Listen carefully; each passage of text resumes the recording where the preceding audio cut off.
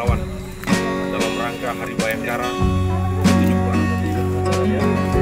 Mari kita doakan semoga arwah para pahlawan yang telah mendahului kita mendapat tempat yang layak. Kepada masyarakat untuk selalu bersama-sama bahu-membahu melaksanakan menjaga ketertiban dan keamanan. Demikian, wabillahi taufiq wal hidayah. Wassalamualaikum warahmatullahi wabarakatuh. Don't forget to subscribe. Jangan lupa subscribe karena subscribe akan menambah energi kita. Assalamualaikum warahmatullahi wabarakatuh. Saudara dan youtuber dimanapun Anda berada, kami ingin kembali membuka cakrawala kita semua dan mencoba adopsi pola pikir kandidat dokter. Siapakah kandidat dokter yang kita maksudkan? Dia adalah Kompol Suryadin SOS MH.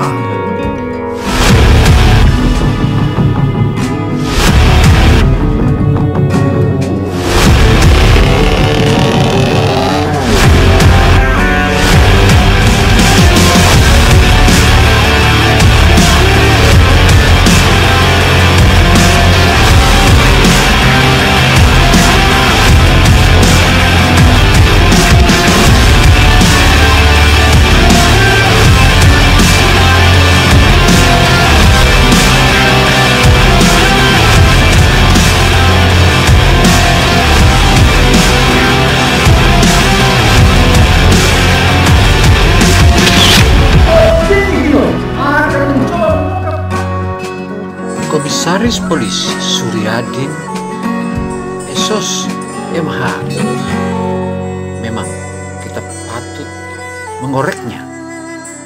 Bagaimanakah cara pola pikirnya dalam suatu wejangannya ketika dia persiapan atau sedang saat ini mengikuti pendidikan strata S3 atau doktoral.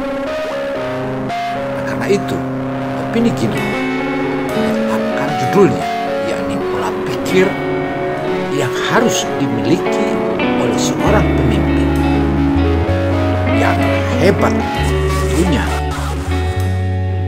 sebagaimana dijelaskan olehnya bahwa di dalam hati seorang pemimpin biasanya menjalani tahap demi tahap dalam hidup hingga terbentuk jiwa kepemimpinan dalam dirinya. Karena itu, jika ditarik kesimpulan, sebenarnya kita pun bisa menjadi dan bisa mempelajari bagaimana cara menjadi pemimpin idaman. Tentu saja dengan mengetahui desain cara berpikir seorang pemimpin.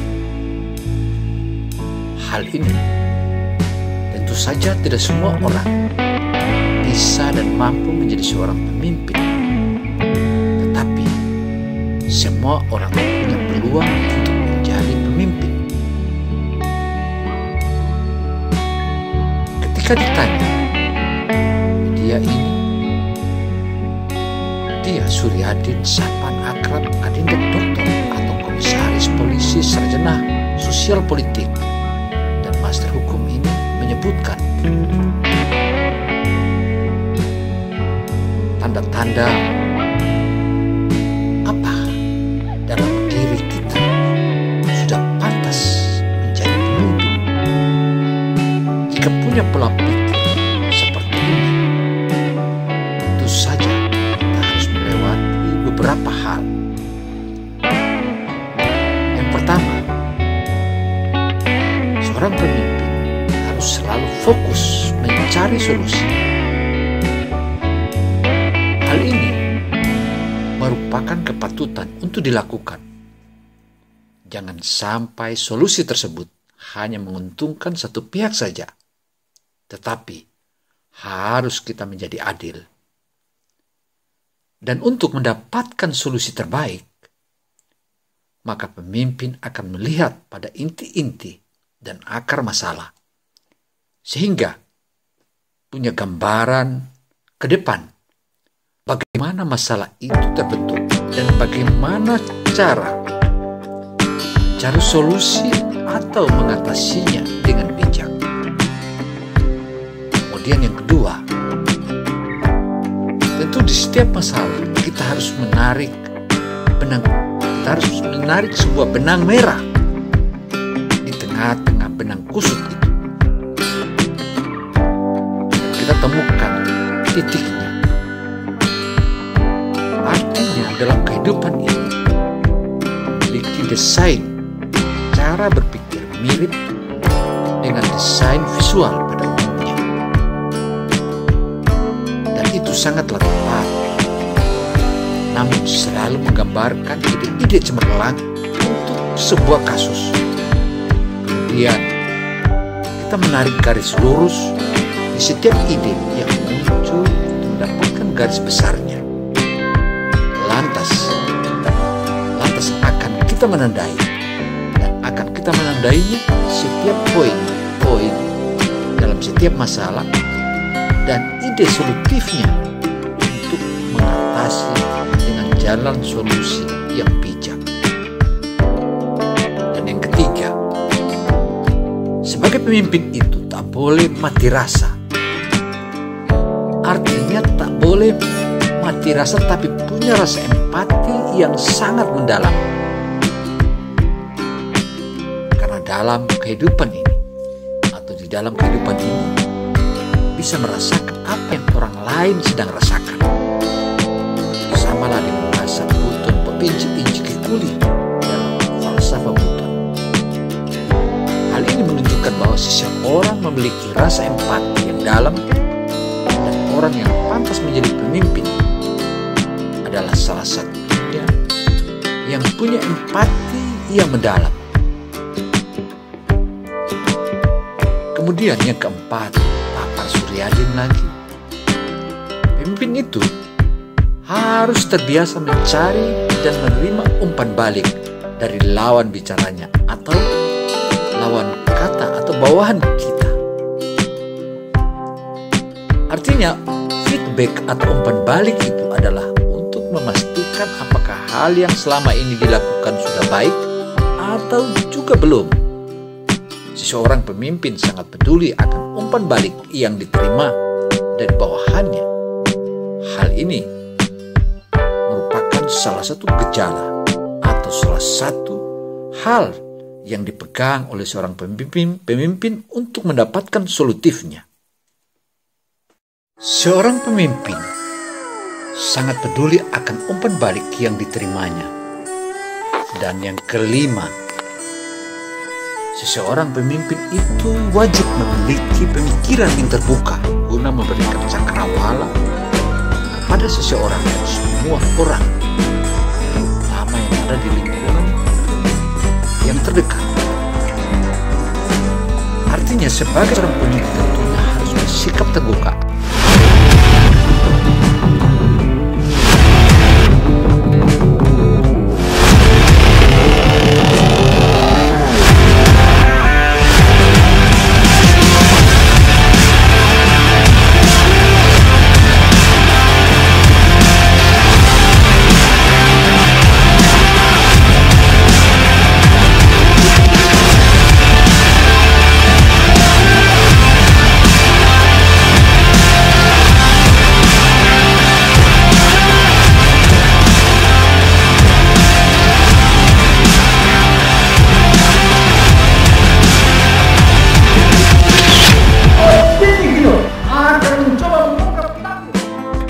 Don't forget to subscribe. Jangan lupa subscribe karena subscribe akan menambah energi kita. Terbuka guna memberikan cakrawala seseorang itu. Artinya sebagai seorang pemimpin tentunya harus bersikap terbuka atas segala pemimpin atau segala pemikiran yang ada. Kira-kira seperti itu cara kerja atau desain berpikir seorang pemimpin, apalagi untuk menemukan ide-ide jitu dan kreatif dan solutif.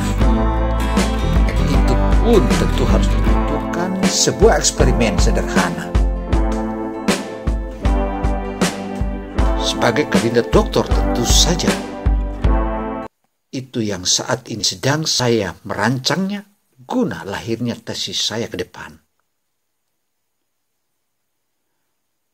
Papar Suryadin juga menambahkannya bahwa yang keenam, seorang pemimpin itu memiliki teamwork yang militan dan bisa bersinergi dan kerja dalam teamwork atau kerja-kerja tim.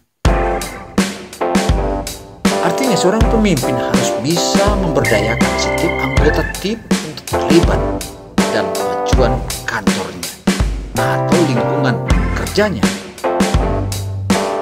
Artinya jangan sampai ada karyawan tidak ikut kontribusi atau tidak ikut berkontribusi dalam pekerjaan dengan benar, sehingga pemimpin juga harus bisa melihat potensi-potensi karyawan yang dimilikinya. Hal ini tentu saja membuka cakrawala para karyawan atau bawahan yang sedang kita pimpin, bagaimana kita birokrasi dewasa ini. Dan yang ketujuh, tentu saja selalu ada alasan, tapi itu harus berlogika atau sesuai logika. Dan paling kuat untuk langkah-langkah yang apa yang akan diambil untuk diputuskan dan ditetapkannya. Artinya setiap langkah-langkah yang diambil haruslah memiliki alasan di baliknya. Jangan asal ambil keputusan tanpa pertimbangan sebelumnya. Suryadin juga menegaskan untuk itu suarakan kepada karyawan tentang visi dan misi sebagai pemimpin. Karena pemimpin yang hebat pasti bisa menyambungkan antara visi dan misi, serta langkah-langkah yang akan diambil selanjutnya dalam menyukseskan perusahaan-perusahaan yang akan dijadikannya sebagai go publik dan bisa diterima oleh seluruh publik dimanapun. Dan dalam penajaman sikap seorang pemimpin dalam perusahaan memiliki peran penting dan sangatlah menentu keberhasilan sebuah bisnis. Pemimpin juga harus bisa menjadi contoh yang baik dan menjadi sahabat bagi seluruh karyawannya. Untuk itu, sebagai pemilik bisnis sekaligus leader dalam bisnis, pemimpin harus memiliki sikap dan kemampuan khusus untuk menjalankan tugas-tugasnya dengan baik di lingkungan kantornya, dan juga bagaimana bersikap guna suksesnya semua kerja-kerja yang telah dirancangnya sebelumnya. Demikian halnya beberapa sikap yang harus dimiliki oleh seorang pemimpin atau seorang leader. Tentu itu juga harus kita memiliki salah satu strata lagi. Yang pertama adalah memiliki sifat-sifat yang jujur. Karena dalam kejujuran adalah sifat yang harus dimiliki dan tidak boleh dilupakan oleh seorang pemimpin. Dengan memiliki sifat ini, tentu karyawan lebih percaya dan sifat ini juga yang menjadi kunci penting dalam mengembangkan sebuah bisnis. Kemudian yang kedua, kita harus memiliki komunikasi dengan baik dengan apa yang kita lakukan sebagaimana tim dan bawahan kita. Artinya memiliki kemampuan dalam komunikasi yang baik, bagaimana karyawan yang lain akan lebih mudah mengerti apa yang disampaikan dan dilakukan kelak.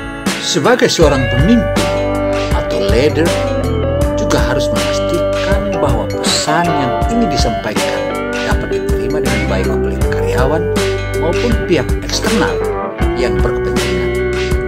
Hal ini juga dapat mengurangi risiko kesalahpahaman atau berbeda pandangan di antara sesama karyawan yang ada dalam bisnis itu. Dan yang ketiga, sebagai seorang pemimpin itu harus bersikap adil. Artinya bersikap adil tidak membeda-bedakan karyawan satu dan lainnya. Pemimpin yang adil akan lebih tahu pekerjaan apa yang pantas diberikan kepada karyawannya dan berapa gaji yang pantas diberikan kepada karyawan tersebut atas kerja-kerjanya dalam melaksanakan tugas-tugasnya. Hal ini kita pandang birokrasi yang selama ini itu membuat kita sedikit tertegun dan bagaimana caranya untuk merubah atau mengubah pola pikir itu. Dan yang keempat, seorang pemimpin itu harus benar-benar bertanggung jawab. Bukan menyalahkan kesalahan bawahan kita atau yang lainnya. Karena seorang pemimpin yang baik juga harus memiliki tanggung jawab. Bahkan ketika ada seorang karyawan yang tidak bekerja dengan maksimal, karyawan lain dan pemimpin turut serta ambil bagian untuk mempertanggungjawabkan kesalahannya. Bukan melempar kesalahan pada karyawan dan tidak mencari jalan keluar, bukan contoh pemimpin yang baik. Artinya kalau mencarikan jalan keluar itu bukanlah contoh untuk menjadi seorang pemimpin yang baik. Dan yang kelima, tentu yang kelima ini begitu penting, yakni apa? Adalah membangun tim dengan baik. Karena tim kerja yang baik itu adalah benar. Kita menjadi ingat apa yang dikatakan oleh Presiden Republik Indonesia yang mulia Insinyur Haji Jokowi atau Joko Widodo. Ia selalu menegaskan bahwa kerja itu artinya beliau sudah memiliki tim dengan baik. Dan memiliki tim yang baik dan solid bukan hanya membuat karyawan nyaman, tetapi juga dapat membantu pemimpin dalam mengembangkan bisnis. Untuk membangun tim yang solid, pemimpin harus membangun kekompakan dalam sebuah tim itu. Dan yang keenam, ini yang penting, saya anggap itu satu dan itu adalah yang keenam. Seorang pemimpin itu harus percaya diri. Artinya kepercayaan terlalu tinggi memang tidak juga bagus dan tidaklah elok, tetapi tidak memiliki kepercayaan diri juga tidak diperbolehkan. Ini sudah menjadi hal yang wajar bagi seorang pemimpin harus memiliki sikap percaya diri. Sikap percaya diri dapat membantu para karyawan untuk tetap melihat positif ke depan. Dan yang ketujuh, kita harus memahami kondisi perusahaan yang kita pimpin itu seperti apa ke depannya. Artinya menjadi seorang leader berarti harus mengetahui dan memahami kondisi yang terjadi dengan baik, mulai dari konsep, kelebihan dan kekurangan bisnis hingga kondisi masing-masing karyawan yang kita miliki. Dengan memahami kondisi dapat lebih mudah membantu menyelesaikan masalah yang sedang terjadi dan mengetahui apa saja risiko yang bisa diterima perusahaan dengan solusi yang telah kita berikan. Dan yang kedelapan, seorang pemimpin harus memiliki selera humor. Selera humor juga itu penting. Suryadin yang begitu hebat ini terus melanjutkan. Dan mari kita lanjutkan pada poin berikutnya sebagaimana poin ke-8 yang disebutkan tadi. Silakan. Suryadin ini juga menjelaskan dan menyelipkan sedikit candaan ketika sedang berbicara dengan karyawan untuk menciptakan suasana lebih ringan. Seorang pemimpin yang lebih baik harus memiliki selera humor yang bagus. Pemimpin yang baik tahu kapan harus serius dan kapan harus mendinginkan kondisi dengan lelucon-lelucon yang bagus tentunya. Dan yang kesembilan, seorang pemimpin itu harus betul-betul bersikap kreatif dalam segala hal. Dan tidak semua orang dan tidak semua perusahaan akan berjalan lancar-lancar saja. Karena sebuah perusahaan dapat saja suatu saat mengalami kebuntuan. Nah, jika kebuntuan ini terus dibiarkan papar Suryadi, maka dapat menghambat tujuan perusahaan itu eksistensinya ke depan. Karena itu seorang pemimpin wajib memiliki kemampuan untuk berpikir dan mengambil keputusan guna melahirkan sebuah ketepatan dengan cepat. Apabila keputusan yang diambil sudah tepat dan cepat, karyawan pasti akan merasa kagum dengan kepemimpinan yang kita miliki. Dan yang ke-10 ini penting sekali adalah salah satu bagaimana mengatur manajemen waktu yang baik guna menyelesaikan itu. Balik ke poin 10, manajemen waktu yang baik. Menjadi pemimpin berarti harus siap menerima tugas yang lebih besar. Bukan hanya melakukan pengecekan atas pekerjaan yang dilakukan oleh bawahan atau karyawan kita. Oleh karena itu, pemimpin harus bisa mengelola waktu sebaik-baiknya untuk diri sendiri maupun bisnisnya saat kemarin dan saat sedang berlangsung dan besok. Bukankah hari itu hanya 3 hari, yaitu hari kemarin, hari ini yang sedang berlangsung, dan hari esok. Dan hari esok itu adalah solusi suksesnya semua bisnis yang kita akan. Inilah yang merupakan salah satu potensi-potensi yang patut kita canangkan guna suksesnya berbagai macam kepentingan kita ke depan. Sebagai seorang kandidat dokter Papar Suryadi lagi, tentu saja saat saya menyusun tesis yang saya memiliki berbagai macam referensi guna menyelesaikan secara pasti. Karena sebagai seorang kandidat dokter tentu saja dalam mengambil langkah-langkah konkret bukanlah segampang orang membalikkan telapak tangan. Tentu saja kita membuka berbagai macam pustaka dan referensi guna kita mendapatkan ide atau gagasan-gagasan sebagaimana judul tesis saya tentang bagaimana mengatur birokrasi. Artinya, mengatur birokrasi yang saat ini tatanannya begitu banyak masalahnya. Namun, setelah masalah-masalah itu ataupun berbagai masalah itu, tinggal satu saja jawabannya: bagaimana menarik benang merah di tengah-tengah benang kusut itu, dan bagaimana pula mengambil ujung benang hingga masukkan ke dalam lubang jarum yang tadi rumit sekali. Bahkan kalau kita tidak mampu dengan mata kita sendiri, maka kita menggunakan kacamata.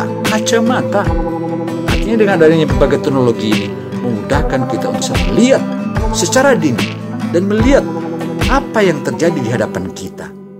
Tentu konkretnya dalam semua hal di dunia ini hanya satu kata: bagaimana kita memberikan solusi bukan hanya kepada diri kita sendiri, tapi terutama kepada keluarga kita di rumah dan juga lingkungan pekerjaan kita di hari-hari esok. Karena tentu sebagai seorang kandidat dokter akan berupaya untuk memberikan tesis yang terbaik guna peradaban, khususnya tatanan birokrasi. Karena memang tesis saya berjudul yang mengupas tentang birokrasi, itu merupakan salah satu tatanan yang patut kita lakukan atau saya lakukan, dan saya menyusunnya dengan baik dengan bimbingan para guru-guru besar saya. Itu merupakan salah satu langkah-langkah konkret yang patut kita banggakan. Dan juga hari-hari esoknya bagaimana tatanan-tatanan kita Indonesia ini dan maju jaya, teruslah jaya.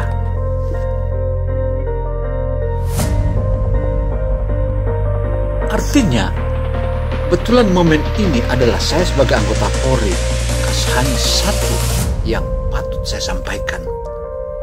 sebagai anggota Polri. Sebagai anggota Polri, bagaimana arahan Kapolres, AKBP RW, SIK, arahan Kapolda, dan juga arahan Kapolri mengingatkan kita hari ulang tahun atau hari ulang tahun ke-76 Bayangkara Indonesia ini. Tentu saja kita semakin tajam memberikan pengamanan sebagaimana tugas-tugas kita sebagai kemanusiaan, tugas-tugas kemanusiaan yang patut kita jalankan dengan baik, dan terutama kepada bawahan-bawahan yang saat ini menjadi sebagai Kabak Ops. Tentu saja bagaimana arahan Kapolres, arahan Kapolda, arahan Kapolri, itulah yang akan saya sampaikan kepada seluruh bawahan-bawahan agar semua anggota merasakan bahwa hadirnya polisi di tengah-tengah masyarakat itu bukan ditakuti, melainkan disegani.